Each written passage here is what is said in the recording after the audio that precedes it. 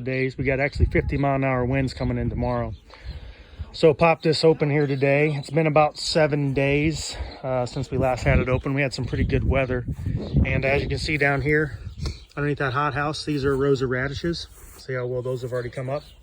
And then through here, what you'll tend to notice is like what I consider like your warm weather crops, like your tomatoes, your peppers, your eggplants, things like that. They're not going to pop as soon or as early as, say, a cold weather crop, such as, see, those are broccoli in there.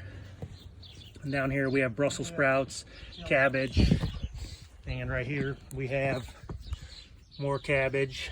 Here's a whole nother container of cabbage that are coming up. And then you'll see a lot of the warmer weather crops, such as this whole tray is peppers and tomatoes. You don't see much action happening in those, and that's to be expected. And these ones have different trees in them, acorns, hickory nuts, etc. So just kind of gonna post as things go.